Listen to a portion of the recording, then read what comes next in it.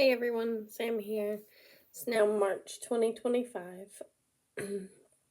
I have taken 2 more exams, so I have 6 of the 11 for phase 2 complete. Although some of the classes that start at the same time as me in phase 2 and all of the classes after us are going to 10 exams. From combining ophthalmology and ENT, so I had to take them separately, but I have 6 of the 11 complete, so happy. I took orthopedics and emergency medicine since the last time we spoke. Was very, very anxious about emergency medicine because it's so broad and there's just so many topics that are covered and can be tested on. You learn a lot in the emergency room. Those things usually stick with you. But there's also a lot you don't learn or you don't see. And so that it's kind of, and I would definitely recommend like all of them build on each other, all the rotations. So some of the stuff maybe I didn't remember it from my emergency medicine rotation or even studying for my emergency medicine exam. But I learned it back in ophthalmology or ENT or psych or something. So they all kind of build. So I don't know how the other sites are, but our phase 2 IPAP coordinator here, he allows us to take like emergency medicine, internal medicine, family medicine when we're comfortable with taking it, not when we not like just because or whenever we feel like taking it, but when we're comfortable. So a lot of people wait till toward the end of the clinical year to take it because all of it just like you learn as you go, and obviously you learn best like when you actually see a patient with the issue. So I'm currently in internal medicine. I had a week of leave and I completed 2 weeks of wards, like inpatient wards. So here we do have 6 days a week for those. It's usually 3 weeks, but I only got 2 weeks because of how the schedule worked out. So now the rest of my internal medicine will be spent with cardiology, neurology, pulmonology, and nephrology. So there's definitely a lot to learn, and I already don't feel very smart, but I will keep learning as I go. So all of the attendings and residents I've met are, for the most part, very nice and wanting to help. So hopefully that continues throughout my year and at least this rotation. I don't have too many updates from like my side of things.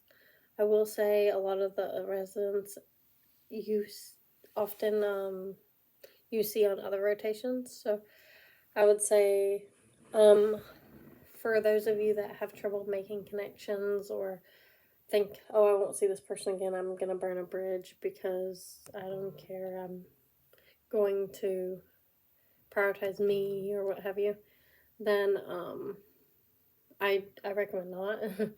I've seen residents from, for example, there's one, he's a resident for general surgery. I haven't done surgery rotation and it's my very last rotation. But I went through my ENT rotation with him. I went through my orthopedic rotation with him. Just coincidental, completely coincidental. And then I see him like probably once a week in the hospital somewhere, even if I'm not on the same rotation as him. So I would say like make sure you're treating everybody with kindness, especially the nurses. They are, I would say for the most part, nurses are definitely a blessing. They do a lot and they have your back if you're nice to them, if you have thirst. So I would definitely say just keep an eye on where, like, keep your ego in check and keep an eye on what kind of ideas you have for like what it should look like. Healthcare and being a provider is all about being a team, being the best patient advocate and that you can be doing for them. So just keep that in mind throughout your journey to being a PA, or if you're listening to this and you maybe are just getting ideas of what IPAP is like now for your medics or something. And then obviously just keep it in mind. I mean, my husband recently went and saw his PCM and had a horrible experience just because the PCM wouldn't listen to anything he said and just hushed him and like said, no, that's fine. Like, I'm concerned about this. Like, they said, they brought up my husband's cholesterol levels or something. So, and my husband made the appointment and went in because he's having weakness and fatigue and chronic cough after having flu and COVID, and worried he has pneumonia or something. And he's like, no, you just need to get over it. But I'm concerned your cholesterol levels are still high. So, I mean, my husband was very, very upset after that because he didn't feel heard. So I think at least validating the thoughts and feelings of your patient, even if there's something, even if they are okay, or even if you do want to address something else with them, making sure that they feel heard is really like the biggest thing, I think. And I've even seen that with patients in the ER. I can send them home and not have a diagnosis for them. Not, maybe it's just, pain in your wrist, and I don't have anything to do for you except give you ibuprofen, but because they were heard, they were like, okay, like I feel better, that I feel more secure, and that there isn't anything like scary or whatever. So I definitely want to give that advice to everyone, because I saw it. I've seen it in clinic. I've seen it on wards, and my husband came home the other day saying it. So it's definitely something I've felt before too, seeing a provider. So yeah. So I got an email with several questions. So I'm going to talk about those for a few minutes, and then I guess I will be done because I don't have like too much to update on. I only have I have less than 12 weeks until I'm gonna have my new baby, so which is probably why I get short of breath all the time now. So if you hear me breathing heavy, but I will finish my internal medicine rotation, and I'll finish my family medicine rotation, which is also 6 weeks, and then I'm scheduled to have 2 weeks of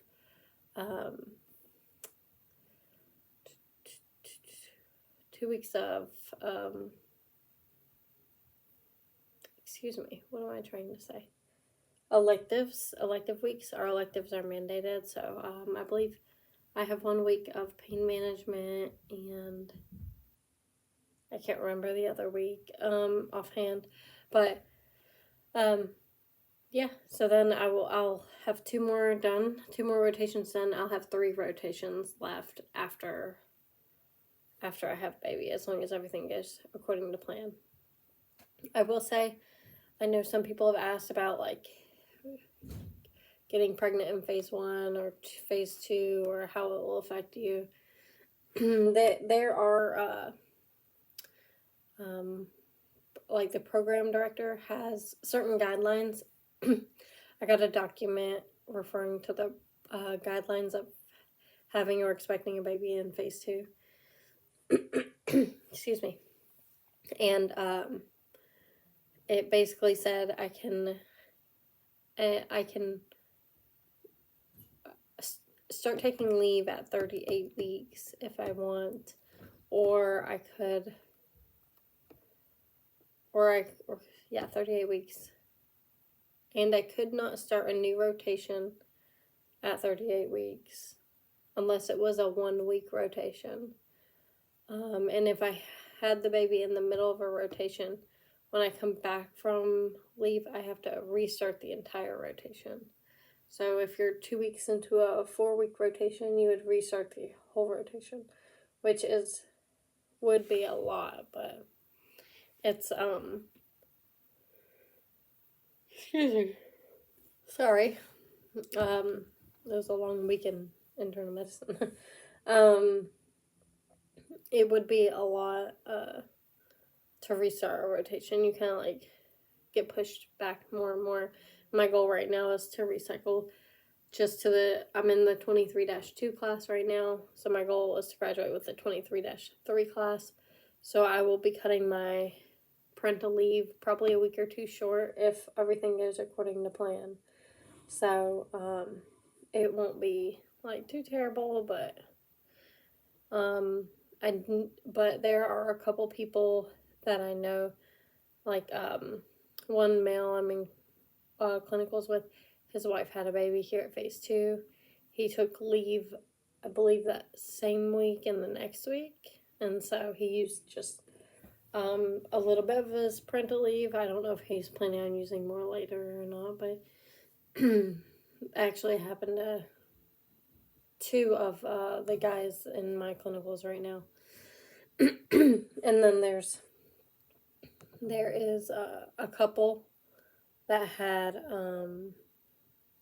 babies in phase 1, and they just took like that week off or whatever, and then they're still here. So it's possible for sure. I also knew a female that was, I think she was 38 weeks pregnant at graduation, phase 1 graduation. She was ahead of me, and she had orders to Hawaii, and she just stayed in Texas and had her baby. And then once her baby was cleared to fly, she flew to Hawaii where her husband was already stationed. So, and then she finished her leave, and she should be doing clinicals now. I think she'll graduate with this coming June class, but I'm just saying it's possible. A lot of people don't understand it. I'll skip to the next part. I know that probably only like one person cares about getting pregnant or having a baby in IPAP. So the first question on this list I got from somebody, which thank you so much for emailing me and giving me something to hopefully share and talk about that maybe I breezed over or didn't even speak about before. So question 1, what kind of format are the exams more so in phase 1? I remember you saying they were online, but are they multiple choice, extended response, how long, etc.? So phase 1 all exams at phase 1 and phase 2 are on UNMC, University of Nebraska Medical Center, on their Canvas page. If any of you have taken online college courses, or probably any college course, you probably already are familiar with Canvas a little bit. Excuse me. But the phase 1 exams are 60 questions, multiple choice. Excuse me, let me get some water.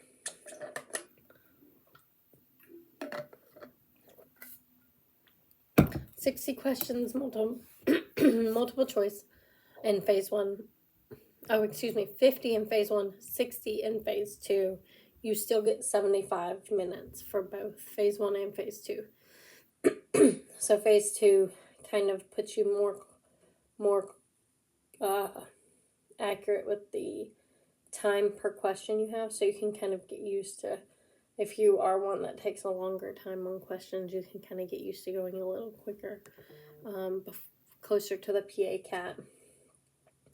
And then the question, they're multiple choice as stated, but there's 5 options, so you have 20%. If you were to just guess, you would have 20% of a chance of getting that question right. So I can always get it down to at least 50-50. Well, except this last emergency medicine exam, I was like, I don't even know this one. So I would definitely recommend just like, if you get stuck on a question in phase 1 or phase 2, and if you feel yourself like just reading it and just looking at it or taking up too much time, skip it and come back to it, because it's it's definitely not worth it. Answer all the ones you know or the ones you feel fairly confident in and come back to it. So 50 questions, 75 minutes in phase 1, multiple choice. 60 questions, multiple choice, 75 minutes in phase 2. So number 2, what percent is passing for exams? For exams, it's 75% passing in phase 1 or phase 2. And then, but because it's 50 and 60 questions, you can miss a few more in phase 2 that you maybe couldn't miss that many in phase 1. I will also recommend when you're testing, I used a mouse.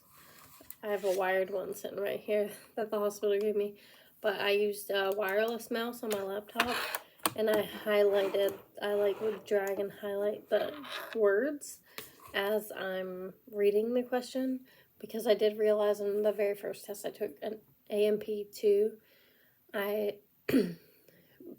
didn't do that, and I actually would skip like one word that would like change the whole answer. So it made me slow down and make sure I read every single word instead of just like skimming it or reading it quickly and missing something perhaps. So I recommend, you can do it on a tablet or a mobile device, well, not a phone or anything, but you can do it on a tablet because there's also a Canvas app or the browser on your tablet. But sorry, can't stop yawning today. But I recommend the computer to have that capability with the mouse. And I said 75%. Also, for a preceptor grade in phase 2, for each rotation, your preceptor grades you, and you have to get 75% with them as well. The 75% in phase 2 on the online exams, if you can fail one exam and retake it and pass and be okay, but you can only fail one exam. If you fail a second one, you'll go to the board and they'll decide if they want to retain you, recycle you, or remove you from the program. For preceptor grades, you cannot fail a preceptor grade. I recommend, if you get a lower than expected grade, to go talk with the preceptor and see like what went wrong, especially if you thought you did really well. Like, what went wrong? I don't understand. What can I do better? What could I have done better? Was there times that you mentioned to me how I could have done better and I didn't respond to those, or I didn't understand them? Like, having an adult conversation will go a long way as well. But you cannot fail a preceptor grade. You have to give a 75. So, question here. So I saw you show some textbooks while at phase 2, but did you have textbooks during phase 1 to go along with the slides? You have online textbooks for all your courses in phase 1 and phase 2, so I do recommend using those and reading them, especially if you're like, I need this explained a little more, or I need a little background, or I don't understand. Let me go back to the textbook and read like this section or this chapter or what have you. I do recommend doing that. The resources are in Canvas. And then if you have trouble accessing them, let the instructor know right away. Usually, some of them will also have a physical copy of the textbook they could potentially let you see. Sorry. But then there's also, I'm so sorry, it's so rude of me to keep yawning, but I'm tiring myself, I guess. But then they can also get the issue fixed. They can let somebody know that the link in Canvas isn't working. So I do use those textbooks, and I used some of them only a few times in phase 1. I use them more now in phase 2 to double check like the stuff from the syllabus and stuff. I don't use them a whole lot though, and I went over some like podcasts I've been listening to in phase 2. I wanted to mention Ninja Nerd. Some of you have probably heard of him. He is definitely helped me survive phase one. He does YouTube videos and podcasts and things, and he is very smart. His videos do go like a little more in depth than we need to know. It gives you some background or some path of his that you might find really interesting. But it's sorry, but it's not necessary for you to know most of it that he goes over. So I would say some of his videos, either at the beginning or at the end, or sometimes the beginning and the end. You can almost, it wasn't something taught by your teacher, or like it was more than what you think you need to know, you can just skip it. But I will say that rewatching a few of the videos here in phase two, it's helped me understand why something is the way it is, and then helped me remember it better. Like, so it's definitely worth watching. Although if you're crunched on time and you see his video is an hour, the chances that you only need 30 to 40 of those minutes is much higher than you think. But if you have an hour to spare, like maybe you're on the treadmill just walking for an hour, like feel free to watch the thing. Don't let it get to where it confuses you though, because he can get pretty in depth. But he definitely helped me survive phase one. And then what else did I say to this individual? Oh yeah, I just pointed out I didn't use textbooks a whole lot because you're testing Monday and Friday, and a lot of times you don't have the time to read on things. However, in phase two, you have much more time. You might test once every couple weeks or once a month or what have you, so you have time. I recommend taking at least 30 minutes to an hour on even weekdays, longer if you can. But I know with me, my kids and family and everything, and dog and stuff, there's days where I feel like I don't have the time to even do 30 minutes of studying. So, but I recommend trying to do something each day, and that would help greatly.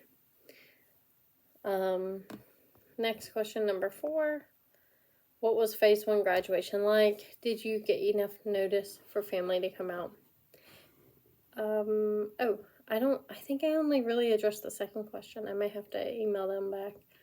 But phase one graduation is at least for us, it was in the AMED building where you take your classes and stuff. It was in the auditorium area. And they just you had your white coat on the hanging, and the NCOs that work in the basically S1, they're all of our training NCOs and stuff,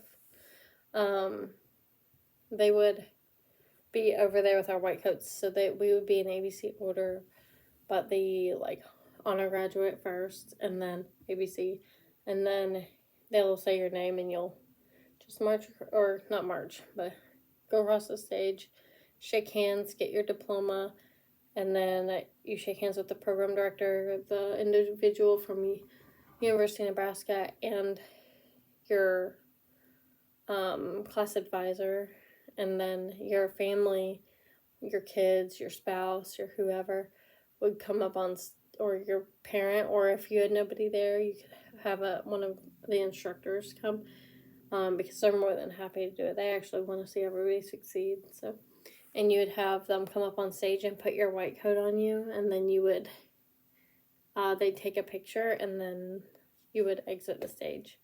So, and then just go back to your seat. So that's how they did for every graduation I've seen. I went to all the graduations while I was there. So, and you have rehearsal the day before the graduation. But yeah, I think it was 9 a.m., so it wasn't crazy early. But, did you get enough notice for your family to come out, was the second part of that question. And during your first week of orientation, you already know your graduation dates for phase one, your graduation date for phase two. So you have plenty of time for your family to plan accordingly. The only thing that would stink is if 2 weeks before graduation you failed a test and it made you fail a course, and then you're recycling. Or if you've already recycled, you're just out of the program. So, I mean, that would happen to somebody a while back that had the Army like came and picked up their stuff to PCS already, and then they had failed and their stuff was all gone, which really sucks. But sometimes stuff like that happens. But you just, I don't know. I would recommend always do the best you can, so you can, if nothing else, build a buffer in case you do bomb a test. But yeah, you have plenty of time to give your family notice for them to come out. You can tell them like the day you get to IPAP. If you got into a class already and you're waiting to arrive there, you can always message me and ask me, because on Canvas we have access to see all of the graduation dates, including the breaks in between semesters. So there's a 1 week break in between semesters, except for Christmas. It's a 2 week break. So I can already see that whole schedule. And once you have Canvas access, you can see that whole schedule. And it's a whole spreadsheet. So it's not just like you're seeing your class. You can see like every class. So I think it has like the next like, I want to say 8 or 10 classes are like all the dates are already on this spreadsheet. So, yeah, plenty of time. Question number 5. Will you expand on the classroom duties you mentioned during breaks? It sounded like you have to take leave to get out of that. So during the break in between semesters, that week or the 2 weeks that you have off, if you don't take leave, you'll likely have to come in and like clean the labs or restock the labs, or like there's a couple smaller things around the IPAP rooms that, or like restock classrooms, or it doesn't usually take long. I think a couple people I talked to that because I always took leave, there was like, I think maybe 2 of the like 5 days they came in, or maybe 3 even. But then they wouldn't be there all day. They might be there a couple hours each of the days or something like that, just to knock out 1 or 2 things. The NCOs are there would help, or would guide you and help and answer questions, and they were just wanting help getting basically everything reset for the next semester. So you do have to take leave if you want to be sure that you're not going to have to go in. So there's that. Just making sure I didn't miss anything else. Oh, any days you don't go in, usually text in accountability. They might make like a group chat or something like that, and you just text in accountability. I did have like 3 days, I think, before I started my Christmas leave, before I like had scheduled leave, but we didn't have class, and that's why I had to do each day. Somebody just made like a chat, and I just, every morning you just say you're alive or here or whatever.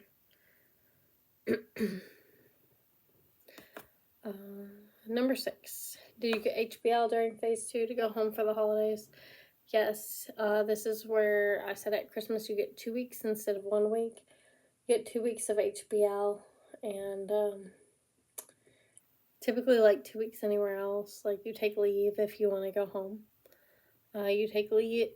If you don't take leave, you are subject to be told to come in for something. And it's the break between 2 semesters, so it's not like you're like needing to study. I know some people that actually wanted to study in between semesters, and they would often try to get like slides early and stuff, which I don't really recommend because the instructors change the slides, so it may not help. But yeah, you get 2 weeks around Christmas. And then when you get to phase 2, we had 2 weeks as well around Christmas. And then we got to, I mean, if we were basically told if we weren't coming in for clinic, the commander was aware that, like, if we were wanted to take leave or not. And then, because you submit it still to the commander. But basically you don't have to take leave at phase 2, and it definitely depends probably on where you're going to phase 2.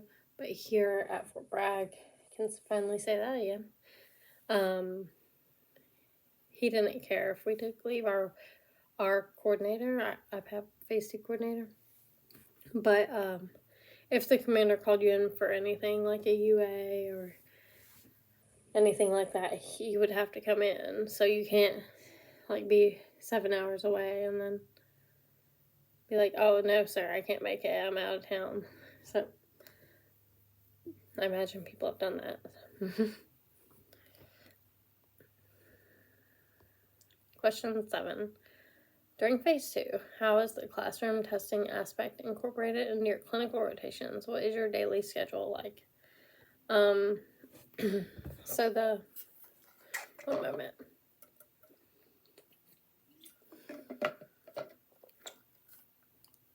So we have an IPAP room at Womack, here at Fort Bragg. I don't know how it works everywhere, but we have an IPAP room. And we do our testing in there every Monday at 1300. If you previously have finished a rotation, you can test that Monday. Some people put off testing, but it's a good habit so that when you start your next rotation on Tuesday, you can just be focused on that. Pushing back, like I pushed ortho into EMed, and then I pushed EMed into internal med, and it was just like a avalanche effect almost. So I would definitely recommend not doing that. But if Monday's a holiday, then we do testing on Tuesday at 1300 in the IPAP room, and we do it you can do it on your government device, your personal device, and just do the whole test. And then the coordinator's in there the whole time. So making sure everybody's good and that everybody passes, and then addressing anything he needs to address. I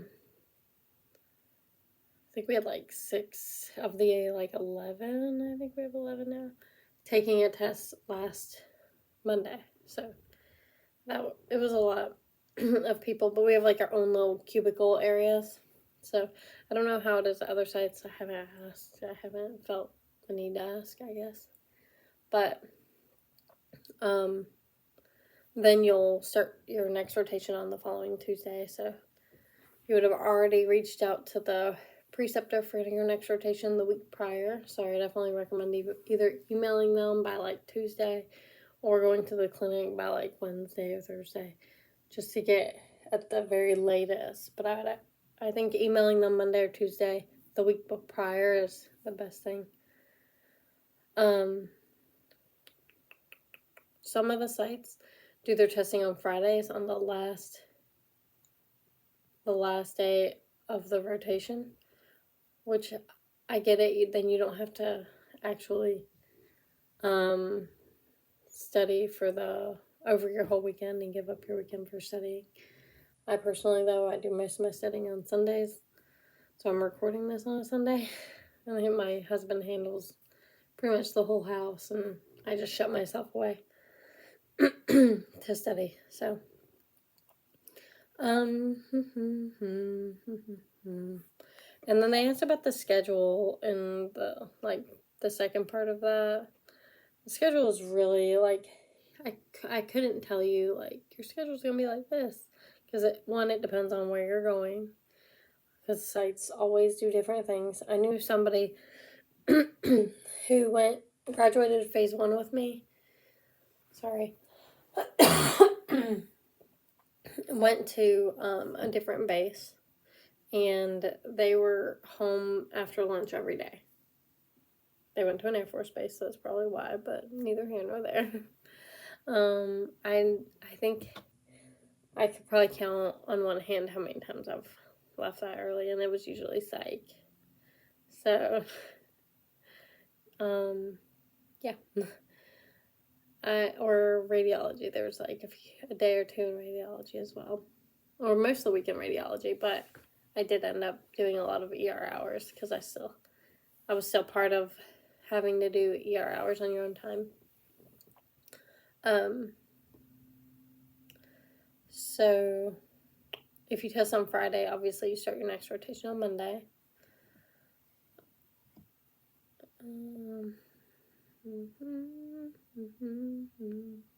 If you test on Monday here at 1300 at Fort Bragg, then we expect that what has happened so far is you you study the whole morning. So you're not expected to be anywhere till 1300. But at 1300, you're expected to hit, start exam. So just so you know, you can't be, running in late, or you shouldn't be anyway. Or not make it a habit. Sometimes things happen, of course.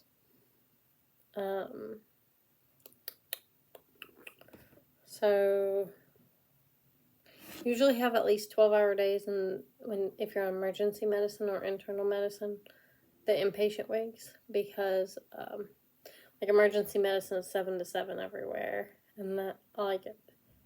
AM to PM or PM to AM, and then internal medicine was actually 7 PM to 6 AM, but you often had to get there early to read on your patient's chart before you went and saw your patients, before you did rounds. So, yeah, I would just keep that in mind. Those are very long days. However, if you're in dermatology or psychiatry, I haven't taken dermatology yet, but I've been told they're much shorter.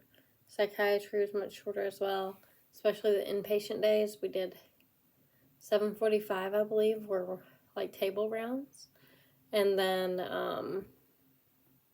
it's usually done by 3 at the latest. Some days much earlier.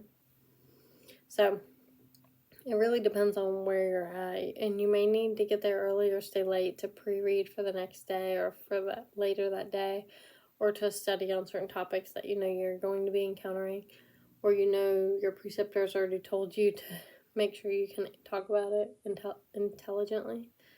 Most places lunch is 12 to 1, so some places are the emergency department. I took a 35-minute lunch one day to eat and call my family and the MD I was working with that day. Definitely had a smart comment about me taking a 35-minute lunch. I think he took 15-20 minutes. It's just, he was kidding, of course, but it is what you make out of it. I have obviously, if you're in the OR, you might be in surgery that time, so I recommend having packing snacks that day, protein bar or something, so when you go out of one case and you're getting ready for the next case, while the nurses and everybody are flipping the room, which you can definitely help with, but you could go and run and eat your protein bar if you're one of those people like me that has to eat every couple hours, or else I start feeling sick and nasty and I'm gonna pass out or something. I don't know, but I would run and eat an apple or protein bar, and then I would run back to the OR and help the nurses get the patient ready for surgery and stuff. Most sites also have academics time, so we have at Fort Bragg, we have academics on Wednesdays at 12:30. So usually whatever rotation you're on, you leave that rotation around 12. If you can. Some days I would leave at 12:20 because I'd be trying to finish what I'm doing. And then we have academics at 12:30, and we don't really go to time or anything, but we usually get out between 3 and 4. So that's nice. Even if you're on emergency medicine or internal medicine, they've usually you usually just leave right after academics and head home. So that might be a good thing for some people. But if you wanted to go back to clinic, one of the emergency medicine, internal medicine that's still having shift going, you could if you wanted to. We usually have a guest speaker or student-led topic, or we go over a patient case or something like that. So it's really good discussion and learning. Sometimes it helps because you've never seen a patient with this issue, and then somebody else does, or it's a really confusing patient presentation. So you're really having to have a broad differential and work your way down. So question 8, do you see other IPAP students much during phase 2, since you mentioned only about 2 to 4 people from your class go to each site, and are you on different rotations than each person you showed up with? Yes, and yes. Yes. So I think we have 11 in phase 2 here at Fort Bragg, Womack, right now. And we see each other every Wednesday at the academics at 12:30, unless for some reason someone doesn't make it, but it is a priority. So typically, unless you're sick and miss the day, or unless you have a specific important appointment, or if there's like a really cool surgery that you haven't seen. And you have to, I would always let the program director know, or the clinical coordinator for IPAP at your site, let them know so that they can let you know if it's something that you can skip academics for, or just so that they're tracking. So we see each other every Wednesday. We see each other on Mondays when we're testing together.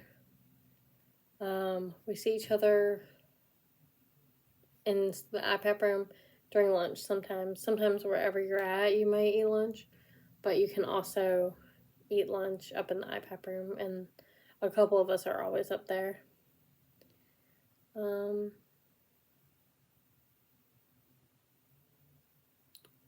I've also ran into people in the hallways. I've ran into people when I'm on a consult.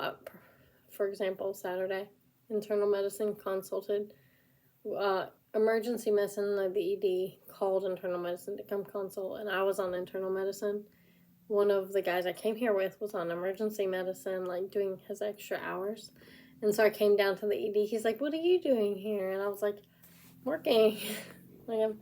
He was confused because he hadn't done his internal medicine rotation yet, and he didn't know you have to work weekend days sometimes.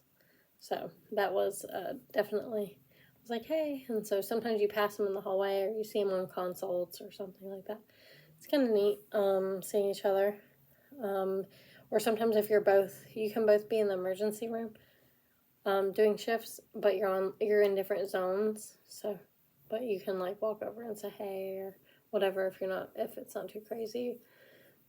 And then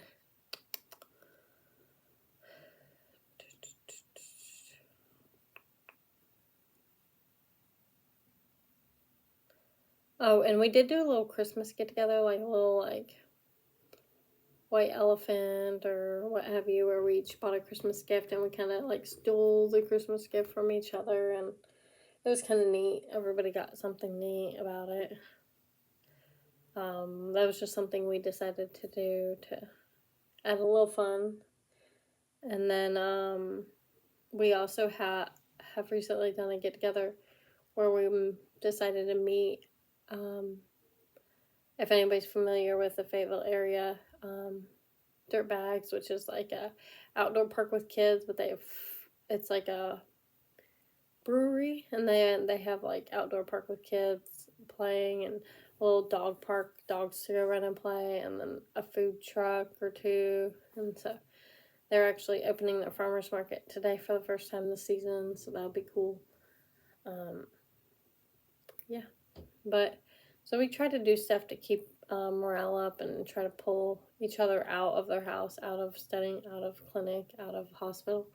But yeah, that's just some of the things. I probably didn't address everything super well, but if you guys have any further questions or anything, just reach out to me. I try to make sure I do this every month, but it helps when I have questions that people send me, so I can, because somebody else probably has that same question, because I'm like, oh, I just take all this stuff for granted because I do it every day. But I will say, another thing that I may have not addressed, when you graduate phase 1 and go to phase 2, you get 2 weeks to PCS there. So I don't know if I discussed that before, but it's definitely like a quick turnaround in terms of PCSing, because sometimes it takes a month or more to get your items.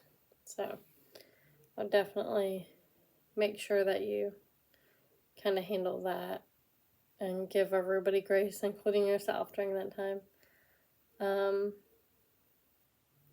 Oh, and I've only worn OCPs for phase 2 graduations, so which I've only seen, I think, 2 of.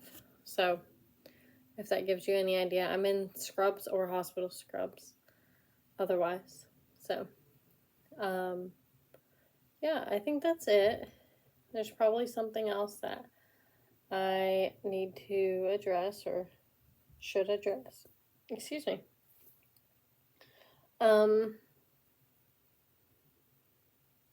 Regardless, I hope everyone has a great rest of your March and a great beginning to your April, and we will talk at some point in April. If you have questions, email me. If you have concerns, let me know. I hope everybody that submitted their packet was able to submit it on time. And I will talk to you guys again soon. Bye.